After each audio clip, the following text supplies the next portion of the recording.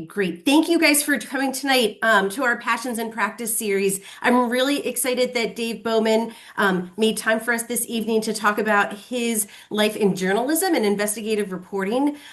We had lots of questions from folks when they registered for this webinar, which I'm really excited about. So and many of you have similar questions. So we were able to group some of these together. So I have those for people who have already registered with questions. If something comes up during Dave's presentation, down at the bottom you'll see a Q&A box. Just click that and type your question in, and then we'll ask it. If it's appropriate to sort of interrupt, we'll interrupt at that moment, or I'll ask at the end. There's also a raise hand option at the bottom, and if you wanted to click that, we could actually unmute you. And then if you wanted to ask Dave your question instead of putting it through me, that's also a really great option, and we're happy to do that as well. So with that, I'm really excited to introduce and welcome Dave Bowman tonight. Thanks. And we're live at Channel 5 Studios here in West Palm Beach, Florida. It's really an honor, first of all, to have the chance to do this. I'm a proud Govs graduate, class of 75, and a lot of what I learned there and a lot of the influences teachers and friends had, I've been able to carry with me, and they've been a part of what success that I've had in 47. Yeah, it's been that long, 47 years of doing TV news. Just a brief bit about me. I've been on the Discover America program, is what local TV can do with you. Went to college at Syracuse University. I wanted to be a sportscaster. And I ended up doing news just because it fit me well. First of all, it was easier to get into the field. And second of all, it's something that as I've grown up and grown older, I've been very passionate about.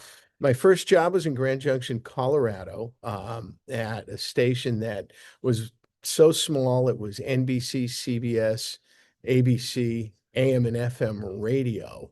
And I was right out of college and had a six-figure yearly income, but you have to count the decimal points. From there, I went to Plattsburgh, New York, and Burlington, Vermont, which was Burlington was one of the best places I ever lived. One of the highlights I had there was covering this huge upset mayor race that launched the career of Bernie Sanders. And he's somebody I've kept tabs on and kept in touch with over the year. I went to Greenville, South Carolina, in tobacco country. I'm just going to tell a quick story of everywhere I've been. At the job interview, the boss wanted me to watch a newscast with him. And what we saw was a teacher on the blackboard. And then they panned to the back of a high school class, and these kids are in the back smoking cigarettes. It was tobacco country. And back then, if you had a C average or better and your parents' permission, you could smoke in class. There I went to Dayton, Ohio. I was a weekend anchor, and it was a terrific job. Did a lot of investigative reporting there as opposed to just news of the day, and that's where a lot got started. Ended up going from there to Tampa, Florida, which was some of the best years I've had. Lived in St. Petersburg. I'm back in Florida now just because I love living in this state. And then I went back to Dayton, Ohio to be a news director in charge of a newsroom. And it's the only job I ever got fired from, even though the ratings were pretty good. From there, I went to Scranton, Pennsylvania. I was there 10 years. I stayed longer than I ever thought I would, but it was a great place to raise kids. For the last 6+, I've been in West Palm Beach, and I believe this will be the last stop on the journey. Anyway, there were a series of questions that were asked, and I don't know if Samantha, you're going to ask me them, or if I should pull up the ones on my screen. If you can let me quickly know, I'd be glad to take it. Nope, I can happily ask those. Okay, Um, cool. I've got them up and ready to go. So one of the questions we have is how can the journalist and media hold our government accountable? That question I saw came from Pam Toner, who I'm a big fan of. I read about her in the Archon. She was a year ahead of me at Govs, and everybody held her in high esteem. And I wanted that question first, simply because that's the most important question. I think the most important part of our job is to hold the powerful accountable. And it gets harder and harder because news organizations, TV stations, and newspapers especially have diminishing staff. The way the powerful don't like to be held accountable is twofold. Number one, they threaten to sue. And there isn't a lot of money in legal budgets to fight back, but we do have people that look at things. So by the time we put something on air, it has been looked at by a lawyer, and it's very hard to sue somebody if something's been, the term we use is legal beforehand, but still, it creates another wall. The other thing, and the even bigger for the accountability part, is the people in power who don't want something out there will ignore us and try to delay and delay. And with smaller news staffs and a certain amount of news to fill every day, that's a real challenge because you can't just say, yeah, I can't spend a day saying I called and nobody responded and do that for too often. So it is hard, but I think we need to keep to our mission, which really is to hold the powerful accountable and try not to let anything go. It's a little bit easier on the local level than it is the national level, but nevertheless, it's our job and it's the most important part of our job. Thank you, Pam, for that. Over the years, how has investigative journalism changed over the course of your career? Well, first, it's kind of funny because I started on TV, quite frankly, because I like being on TV. I was young, I didn't know what I wanted to do for a living, and it's kind of cool being recognized in the grocery store. I got the investigative bug after a couple of stories I did in Burlington, Vermont. The first one wasn't the deep dive investigation, but it was a story that luckily I had a great camera person and they made the story sing. What we did is at the holiday season, we would be at the mall and people who were able-bodied would park in handicap zones. So when they'd come out, we just confront them with a mic and embarrass them. And quite frankly, they deserve to be embarrassed. And I looked for more stories like that. I had a friend that was a consumer reporter, but investigative journalism wasn't. It's changed. When it started, it was almost old school, like newspapers, and it's just the facts, ma'am. Um, as it evolved, television's a visual medium, and many of these stories really had to be something that you would watch instead of read. And there's different stories work in different mediums. The good news is now we have so many graphics we can use. When I started in this business, it was just videotape and that's it. And that's what you had to fill your copy with. But with the graphics package, now you can have them on your own cell phone. We can tell some very powerful and relevant stories that aren't necessarily visual, but they're incredibly important that the public knows and that the public sees. A couple of people asked a variation of this question, which was, have you ever had a story squashed? And if so, why and by who? That's a great question. If a story gets squashed most of the time, it's not like you put a lot of work into it. There'll be a pitch, and the people that are in charge of putting on the show will say, "Don't waste your time," or "We've done a variation on that," or more often, this would take a lot of man hours, and the payoff would be kind of an kind of story. So we want to avoid that. The two examples that I can tell you about, um, the one having a story squashed completely after we had done a little bit of the legwork, and quite frankly, I agreed with it. It was before TV News and NBC had that show To Catch a Predator, where somebody would pretend they're a 12-year-old girl and they would lure them to a place and they show up at the home and it's like, what are you doing? And embarrass the person. There were local TV stations in the country just starting to do that. And I had a photographer whose wife was in real estate, and we had arranged to have this home for a day. And we were getting ready to work with a former cop to do the same sort of thing. And we told the Tampa police that we were going to be doing this. So we don't know if they would have arrested them. So we finally go to the boss after we had had this all set up. And he looked at me like, I was like, oh, I must have made a big mistake. And he said, "You're creating safety problems." And I'm like, no, we've done stories on predators before. They're actually some of the most cowardly people you'll ever meet. They're not going to beat us up. They're going to run. And he said, and that's the problem. They're going to get into their car, drive off fast, and we're going to be responsible if they hit a neighbor or somebody jogging across the street because they're frightened and they're leaving. And he said, the other thing is we're going to have to answer to people in the neighborhoods. Why were you bringing these perverts into my part of town? So needless to say, that story got squashed quickly. I never thought of bringing anything up like that again. We had another one recently here where I butted heads with our lawyer.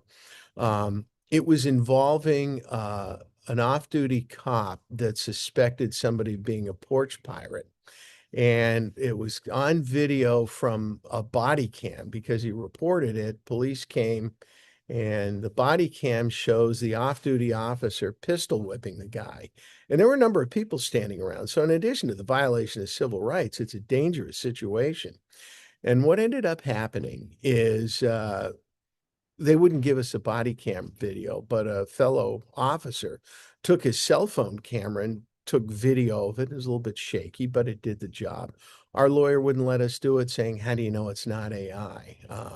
I've since gotten a copy of that, and we're working on that as part of a story on how there are a lot of police lawsuits in this area, and it's costing taxpayers a small fortune, especially in a couple of towns. But the story wasn't squashed, but by us not using that video, it really got watered down. And, I wasn't too happy about it, but you win some, you lose some. What would you say is the hardest investigation story that you've ever done? The hardest ones are the ones that are going to involve a lot of time and manpower and people reluctant to talk. We're not big on using sources, if you will. Our standards, and that's true at most TV stations, it's like you really need to have somebody out there. Every so often, you'll disguise somebody's identity and voice if they're worried about losing their job over this and they're bringing something important to the table, or if they're a victim of a sexual assault or something, or if they're in recovery, then that's when we'll do it. But those are the hardest ones to do. The other ones that are hard to do are the ones that I've had this happen a couple of times where people you develop a professional friendship with, and they did something that I have to report on. And the friendship's over at that point in time. I mean, it's what I've signed up for, any more than if I were a cop and my friend was driving drunk and weaving down the road, I'd have to pull him over and arrest him. This is kind of the same idea. And I've had a couple of people that I really thought the world of and had a great professional relationship with. And I had to go on the air and say, this is what they did. In one case, it cost an individual his job. Another case, it cost him any chance at reelection, and it cost him his pension. A few variations of this a similar question. As a career news person, where do you go for your national and international news? Um, First of all, the best news organization in the world, besides the one I work for, but seriously, the best news organization in the world, in my opinion, is NPR. I wasn't thrilled about the budget cuts. I listen to them religiously every morning. I should say, scan and have a subscription to the New York Times and the Wall Street Journal, just because my roots are in New England and on Cape Cod. I get the Boston Globe, mainly for the sports page, and three local newspapers. The other places that I turn when I have a little free time being a news junkie, I network with a lot of investigative reporters from TV stations across the country that I've gotten to know at conferences or other events. And we talk about what we're working on, how we got to the story, maybe a couple of hacks to shorten the time between when you get the idea and when it gets on the air. And I'll watch their web pages. There's about 8 or 9 TV stations across the country that I really, really think do the jobs well. And I keep an eye on them, specifically their investigative stories. And again, a couple of variations on this question. How does the current administration and Donald Trump in particular affect your broadcasting or your news? It's interesting because Donald Trump lives here most of the time when he's not in the White House, and he's a major presence in Palm Beach. Um, I think the question's geared to. I don't think it affects us as much locally as one might think because we get our feeds and our national story from networks. We're an NBC affiliate, but we also do news for the Fox affiliate in town. So we're on air quite a bit. I want to say we have about 7 hours of news programming every day. um, where it has given people pause, and it's a trickle down, is the threats of lawsuits. And again, we don't have the legal budgets that we might have before. So we're a little bit gun shy. It used to be, let them sue us. We can go ahead and win in court. We're pursuing our rights. Now it's like, well, we'd win, but do we want a long, protracted lawsuit with somebody rich? And I think that's chilling, and I think it's pretty dangerous. I think that's more of an industry thing. I haven't felt that myself. Um, the interesting, and I haven't gotten any blowback for it, but one of the big stories we did about a year ago now is when Trump, actually, when he was declared the winner of the election. Mar-a-Lago, where the winter White House, if you will, is almost in the direct flight path of Palm Beach International Airport. And long before I got here, long before he was president, he tried to sue to get them to change the flight patterns. He said it's disturbing and everything shakes, and it's only about a mile after takeoff. And I know people that have gone to Mar-a-Lago that will verify that. But on the other hand, the flight patterns were long before he bought the building. Well, when he got inaugurated, when he's in town, the planes have to make quick veers either north or south and miss his place by a mile, which is obviously disruptive to other neighbors that weren't used to having in the flight path. And then about in October, I think, they said they have to do it all the time, regardless of whether or not he's at Mar-a-Lago, which really has people ticked off, especially those who bought homes, between 2020 and 2023, thinking, well, you can see the planes, but it's not going directly over their house. And now it is. And Palm Beach is a pretty busy airport. Um, Private planes aren't allowed within 30 miles. And again, this is now all the time instead of just some of the time, just when he's at Mar-a-Lago. One other point. I've covered some politicians who want to emulate Donald Trump and, act like him. It works for Donald Trump. No matter what you think of him, you can argue his means have been very successful at getting him elected. People who try to be like Donald Trump, quite honestly, fall flat on their face and go nowhere. There are a couple of people that ran for governor of Pennsylvania when I lived up there. And I thought it was interesting. One guy billed himself as I was Donald Trump before Donald Trump.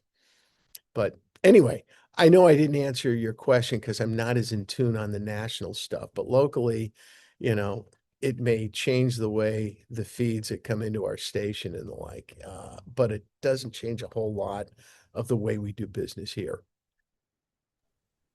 So I don't know if there's a follow-up question to this from the person who asked, but did you ever work for CNN or CNN1? No, when I worked in Tampa, when hurricanes were threatening, they had we all the Florida CBS affiliates would link up. They go to different parts of the state, and you would not only work for your station, but you'd work for the CBS in Miami, West Palm, Fort Myers, Jacksonville, Orlando. And the cool thing is at the time, CBS owned the Weather Channel. So I did probably in my life, and from about 99 to '04, 99 to '05, I probably did about 50 live shots for the Weather Channel. It was pretty cool because I would call my dad and go, I can't talk long, but they'd have these parties for me in Chatham, where they knew what was going on. And the funniest thing is when I left Tampa to go to Dayton, it was in the winter, and there was a storm coming on, and this older guy comes over. He goes, "It must be that bad if you're here." And I'm like, "Excuse me?" And he goes, "Yeah, I know you." I said, "No, I don't do the weather. I used to be the weekend anchor here." And he goes, "Yeah, and you're the guy from the Weather Channel." So, obviously some people saw a notice from that. But no, I have never worked for a network. I had, if you'll indulge me with this story, I had a chance to go to NBC in 2001. And what ended up happening is the pay was about the same as what I made in Tampa. My kids were 1 and 3. We had a good network of babysitting and what we could trade off with a bunch of other of my wife's friends who also had kids the same age. And we really didn't know anybody we could do that in New York City. And I said, "Come on, this is my chance. I want to do this." My wife goes, "You're going to be on the road 250 days a year." And I said, she goes, "What am I going to do?" And I said, "Well, you can go back to Dayton and live with your parents. Let me do this a couple of years and see where it goes." And she goes, "So you don't want your kids to grow up?" And the look on her face, I knew I probably would have been single in about a month if I went ahead and accepted the job. And I have no regrets about it. I got to see my kids grow up, and nothing can match that. When you get a lead on a story or a tip, how do you know what's if it's worth investigating? And then what's also the process in order to get that story to air? Run it by somebody else. We have 3 investigative reporters here, and we share what we do. We always know what each other's working on because very often somebody will be overloaded and we'll have to take up what they're doing. So there's that. And we discuss on doing it. Sometimes, we go down a road that's a dead end. I mean, not all stories that sound good are there.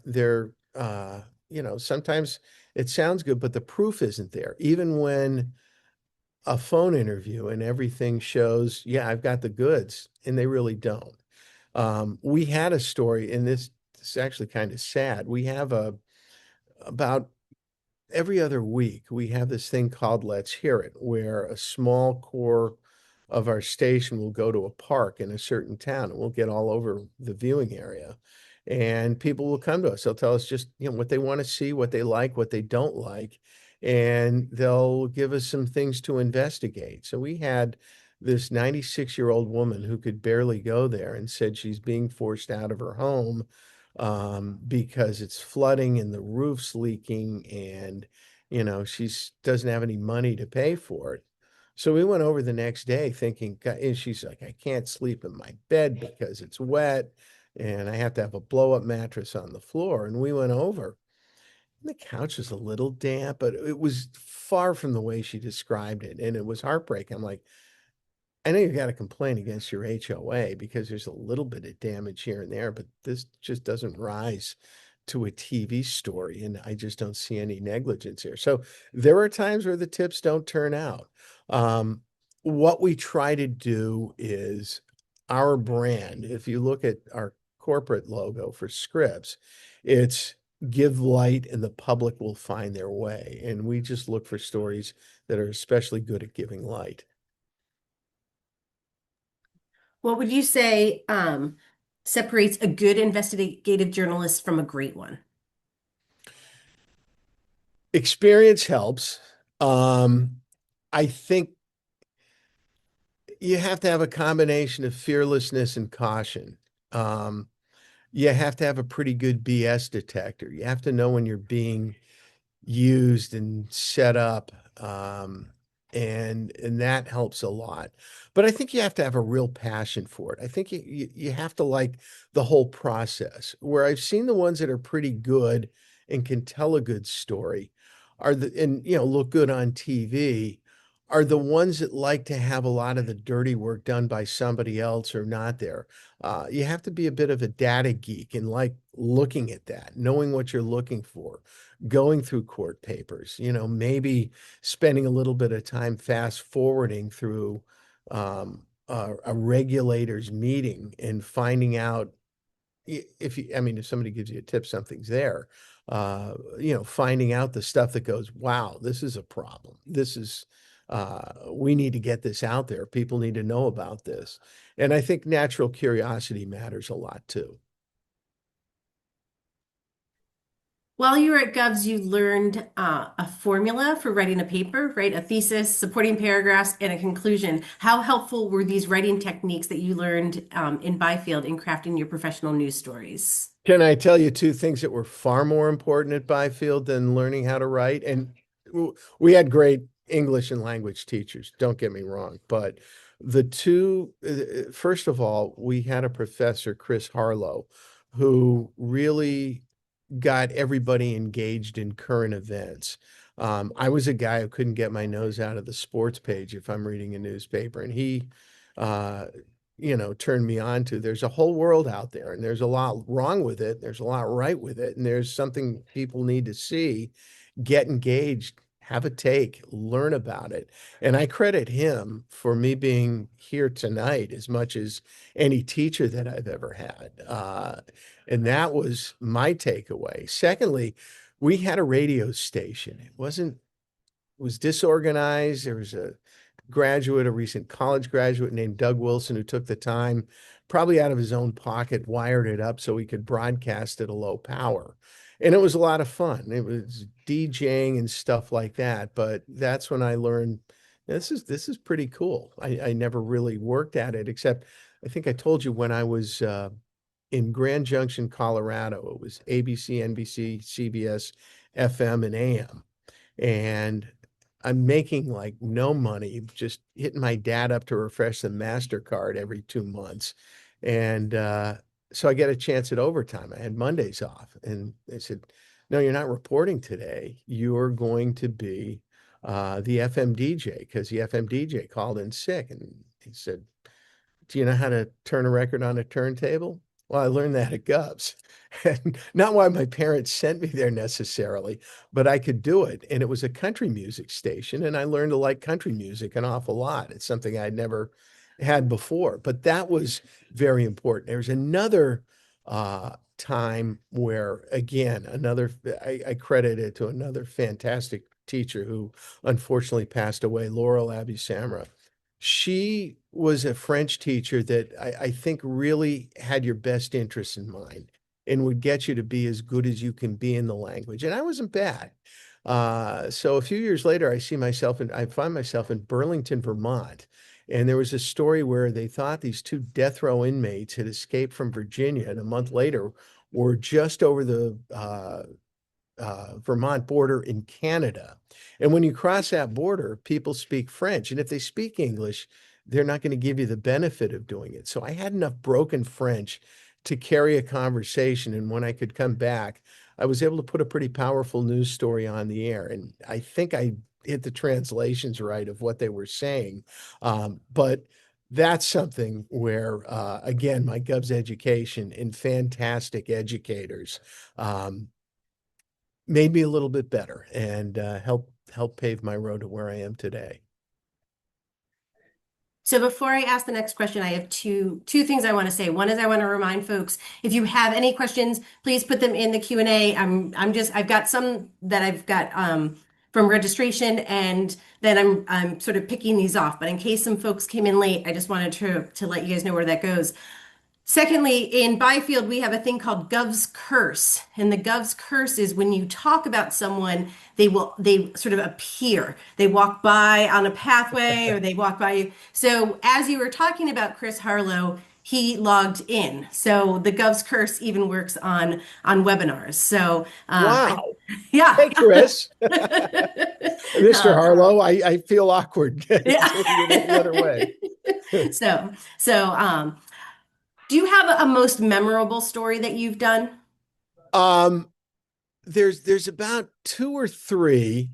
One that comes to mind, and I feel very lucky because it won a bunch of awards. And again, I had a great producer and a great videographer. We called it the Tallahassee Shuffle. I was working in Tampa, and we went up to Tallahassee because a guy in our viewing area had spent 20 years in prison for a crime he didn't commit. And the reason he was in Tallahassee is because when they decide how much you're going to be compensated, it has to be passed by the state legislature. And very simply, if there are people like this individual who didn't seem the least bit bitter, they like it's a pretty cool thing to watch people apologize and vote him what he was due. This was about 2005, so I think it was $50,000 per year incarcerated they awarded to him. But as we were waiting for this to happen in the gallery, what we found is they're voting. And at the beginning, there's a roll call, and the entire state house is there. And then they disappear, and they'll call for a vote on something, and people will get up and push their button, and like five others. And it's like, we sent you to vote. You're not in the room. Now, what they said that because it's a shortened session that they're working on straightening out other bills. But they're term limited here. So when people would be at the end of the term limit, he had Marco Rubio, who was a Speaker of the House, declared Dan Marino Day, and he's throwing the football around on the floor with him. And another guy is having his grandson sing highly off key, I might add, uh, where he's doing a tribute to all the troops, and they come in. And it's like, you can't vote, but you can hold up, you can't get people there to vote, but can you hold it up for this? And it was just such a well done story, and people still talk about it. It was 20 years ago, as a matter of fact, and I'm going to go back to Tallahassee in about 3 weeks to see if it's still going on. That's a story that meant a lot to me. In Burlington, Vermont, there was a time, the first political race in 81. um, there's a 8-term mayor, which, are 2 terms. So he's been there 16 years. He was powerful Democrat, old line union, moderate kind of guy. And he was vacationing in Florida in town meeting day. I opened up the bureau because the station was in Plattsburgh. So I didn't know what to do for news. And this one kind of Woody Allen looking guy decides, he's the other candidate in the race. And he was from the Socialist Free Men's Party. I was the only one that showed up at the news conference. He's very thankful. Suddenly Thursday rolls around, and now a lot of people are showing up. UVM professor says you need to cover this because this guy may be from the Socialist Freemen's, but he's going to get 40% of the vote in Ronald Reagan's America. Well, it turns out it was Bernie Sanders, and he won by 10 votes. And it was kind of cool to be there because it made national news. And you just think, where the heck is a socialist, especially 1981, is a socialist in Ronald Reagan's America? And Reagan won Vermont pretty handily, is actually going to get elected mayor of the largest city in the state. It was pretty exciting. That story was a lot of fun to do. The other thing, I was chosen to go to Tallahassee for the Bush Gore election in 2000. And I was there for all 33 days where it was being decided. That was an exciting time. And I got to do live shots for, at the time it was Gannett, now Tegna, a bunch of different stuff. I mean, I was working long hours. And the good thing was it's the only job I've ever had where I got paid overtime. So it was a Merry Christmas at the Bohman household. But that was exciting, dealing with the most powerful people in the country. And because we were the most watched station in Florida, Tampa's the biggest market, we had people knock on our satellite truck, and it's like, "Hi, Fred Thompson, Senator Tennessee. I'd like you guys to interview me." And Tom Daschle, Democratic Majority Leader. It was a heady experience, and one I'll never forget. And I still, when people ask me who really won, was it Bush or was it Gore? The answer is we really don't know. The margin of errors so far off. Sticking to some of your stories, you and I had talked earlier. You shared some stories that we're going to send tomorrow in the follow-up email for thanking folks for coming with this recording. Do you want to talk a little bit about any of those stories that folks might see and why you wanted to share those with us? Yeah, I wanted to share those to give you a feel of what we do and what investigative reporting really is. A lot of people think it's either gotcha stuff or just running after somebody with a mic or grizzled old people. We're rolling up our sleeves and we're getting to the truth. There's a little bit of that to it, but we try to tell powerful stories and we try to do things that are potentially could affect social change. So the three stories are one that I did just last week, where it's a huge problem in Florida, and we're the first to be reporting on it on a widespread basis, where people in 55 and up apartment and condo complexes, the buildings were built in the 50s and 60s, and many of the people are in their 70s and 80s and infirm and can't get up and down the stairs. The elevator breaks down, and it's often not repaired for 5 or even 6 months, and people get injured. Um, People have to be carried down the stairs in medical emergencies. It's difficult. Somebody wants to move out. And I think we really captured the essence of what a problem it is and why something needs to be done about it. Another story is one I referred to during this talk about Donald, about the airways, the temporary flight restrictions over Mar-a-Lago and how diverting planes away from it, even when the president isn't down here, is causing headaches for other people because suddenly they're in the flight path as the planes divert.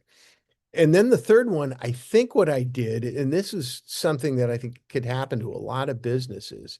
We called it Google extortion. What would happen is somebody runs an honest business, and all of a sudden, in a very short time, they'll be getting these Google reviews that are really, say that this is the worst business in the world, and people are negligent, people are rude, and and this is where AI is dangerous because this has been around a while, but now these are well written um, letters. And so they're on Google. About 24 hours later on WhatsApp, where you can tell they're from, in this case, Pakistan, says, "Hey, we'll take those reviews down if you pay us $200." An interesting price point because if they wanted to extort you for 2,000, you wouldn't do it. This stinks. Google, please take it down. And they do, but it takes a time and process. And so some people panic and pay. But it can cost somebody business for a few days. And if somebody's having a tough time and hoping to hang on to their business for just another week, this could be the death knell. And we wanted to show people why you shouldn't trust Google reviews necessarily, because people can get hit pretty hard and a reputation they've worked a long time for can seemingly be destroyed due to nothing they've ever done. So those are the three that we've got. Nice. Thank you so much. Um, thinking about your stories, how do you, when you're interviewing someone and they're maybe a little bit reluctant to share things with you, how do you sort of win them over? How do you sort of get them to trust you in those instances? The first thing is how you approach them. You don't show up with the camera and the tripod and the whole gear. You just show up by yourself and say, "Hey, let's talk." And what I try to persuade them, if you tell your story on camera, you can make a difference.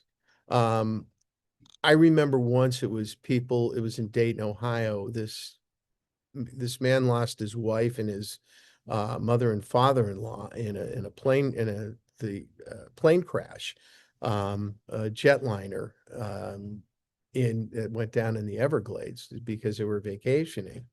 And I said, "Look, this is your chance to tell the world what kind of person she is, because obviously, and your in-laws for that matter, what kind of people they are. And it's your chance to really make the last statement." And what I tell them is, look, if you feel uncomfortable because you're not on camera every day and you feel like you stumbled, I'll just re-ask the question. This isn't live.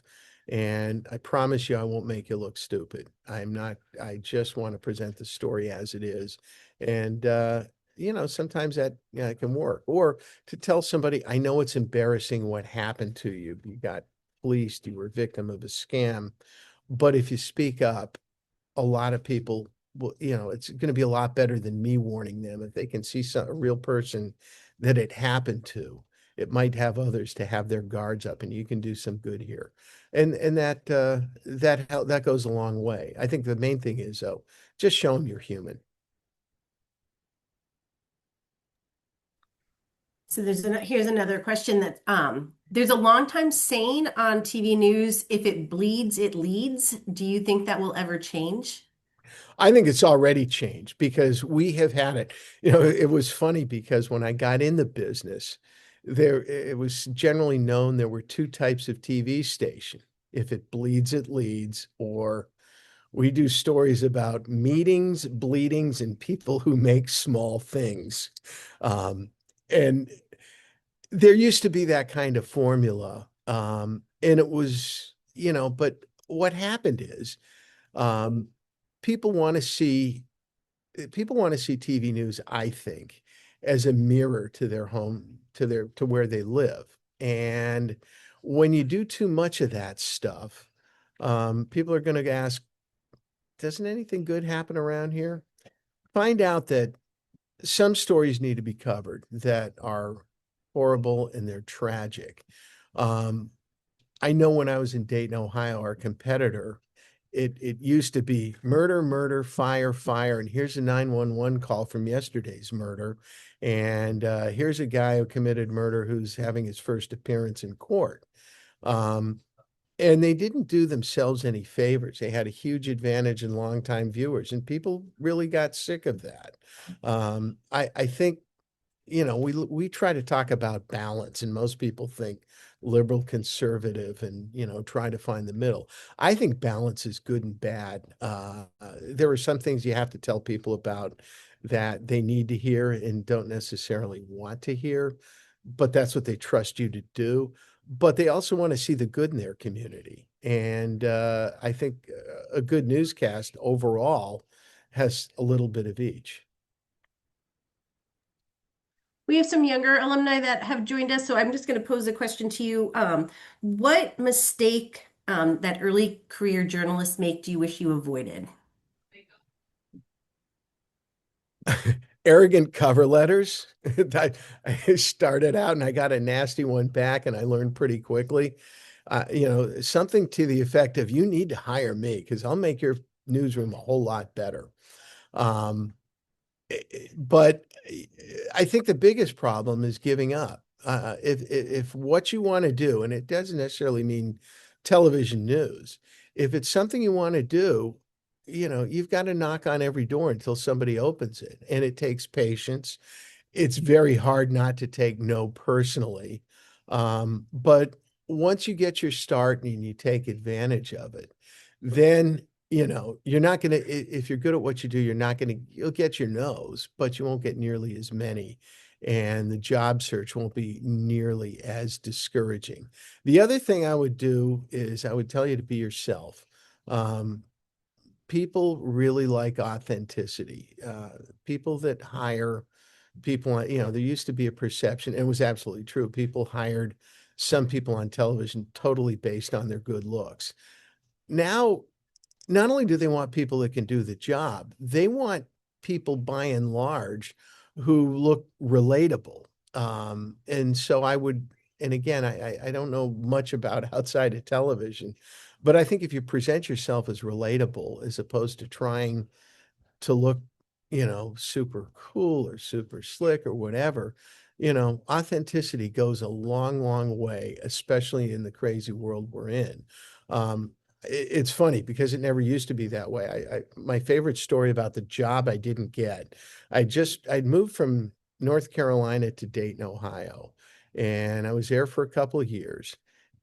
And suddenly I get a call from a guy who was the number two guy in North Carolina. He's now the boss in Savannah, Georgia. And he says, hey, we have an opening for a main anchor. I'd like you to apply. You'd be great at this. And I'm thinking, how cool would that be? 31 years old, and I'm the main anchor in Savannah, Georgia. Yeah, life doesn't get any better than this. And I went down. The interview was great. And I get a call later on. He said, you didn't get the job. And I go, what happened? He goes, the general manager liked you and thought you were the best candidate, but the guy he hired looks exactly like Patrick Swayze. And Patrick Swayze's the hottest actor in Hollywood right now. And so, it was one thing. And the guy flopped, but I was under contract when the position came up again. So it never happened. But, just in a roundabout way.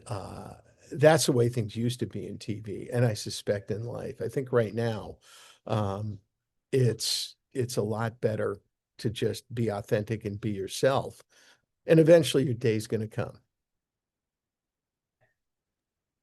We have a few more questions in the chat. Have you ever had your life threatened? No, we are I haven't, but one of the challenges we have now is you don't see as much live TV as you used to. And what I mean by that is reporter live in the field. Um, it used to be almost dumb. You'd see the 11 o'clock news and they'd be talking about a court case that ended at 10:30 in the morning, and there was no reason to go live, but people thought that's what viewers like. We want to see live. When I was anchoring in Scranton, there was on a live shot, this one guy came out of the blue and assaulted the reporter, just, tried to hug her and squeeze her right when she's talking about a serious story. And there have been incidents like that all over the country. And what we do now is we do what they call look lives. And, we don't tell people we're live. We don't try to fool the public.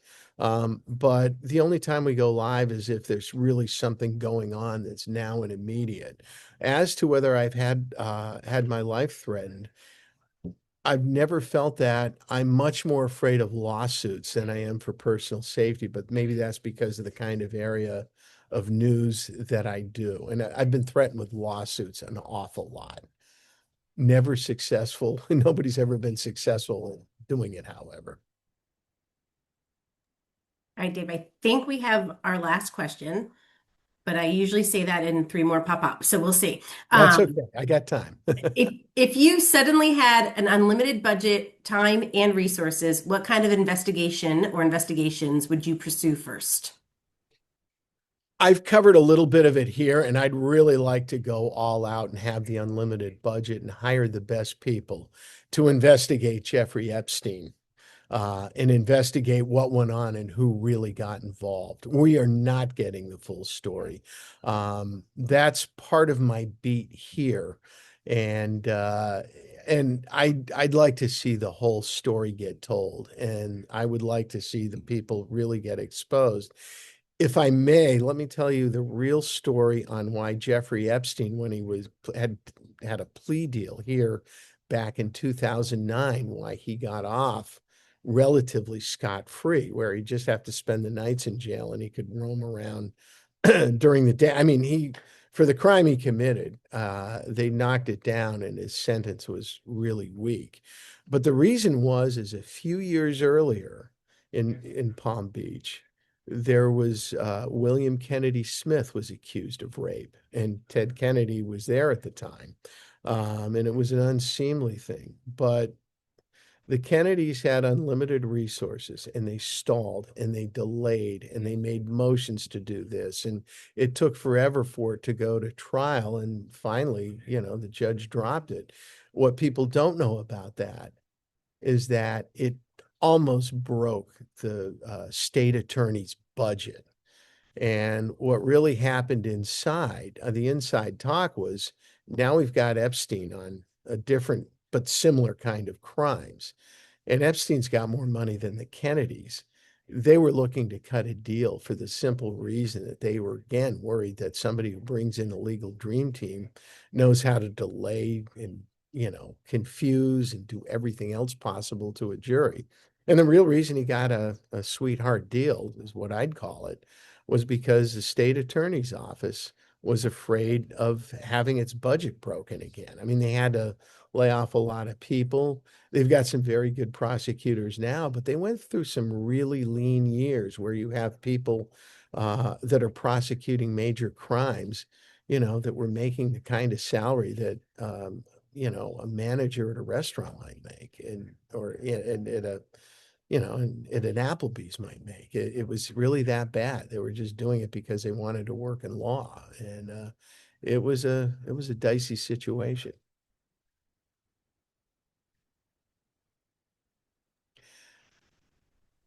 Dave, thanks for letting us turn the tables on you tonight. We got to ask the questions. Y- So appreciate your candor, your insight, and especially your time. This was really informative and super interesting. I think I will watch the news a little differently now, thinking Well, about some thank of you. these things. So So, how many people were on? Just out of curiosity, did there's about 20 people on.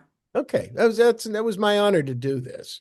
Yeah, no, it was great. It was really, really interesting, and I really appreciate your time, and appreciate everyone coming out tonight.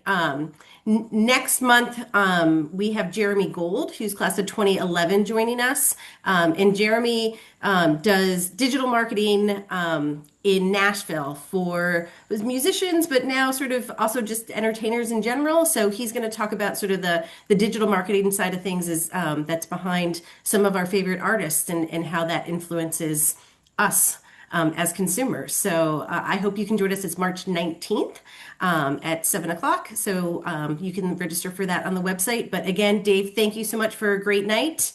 It And was thanks my to all honor. of you. Thanks to all of you for joining us. We'll see you all again soon, either in person or on screen, I hope. Have a good night. Good night.